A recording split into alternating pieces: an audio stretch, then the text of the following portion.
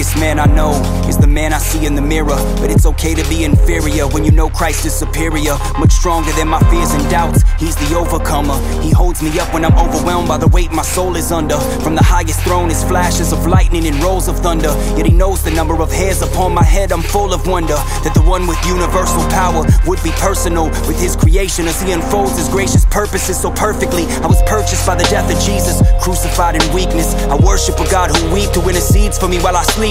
Yes, I know he hears my cries. He doesn't roll his eyes, but rather he sympathizes and reminds me that all my needs have been provided. I have no reason to trust that I could be strong enough on my own, so I gladly boast in my weakness that Christ's power might be shown, manifested through my life to prove my faith is genuine when tested. Cause in the depths of my weakness is where my strength gets perfected. Almighty God, omnipotent, you're my confidence. You're my confidence.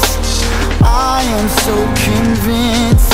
You hold me in my helplessness. You're my confidence. You're my confidence. I am so convinced.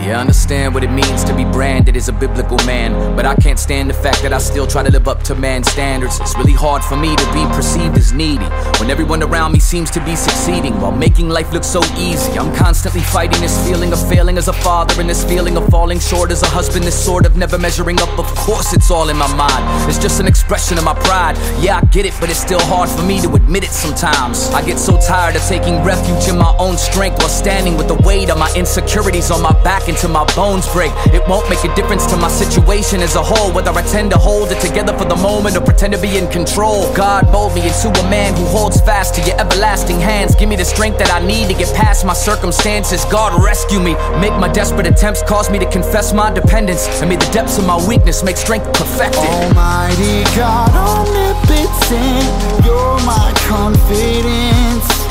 You're my confidence. I am so convinced.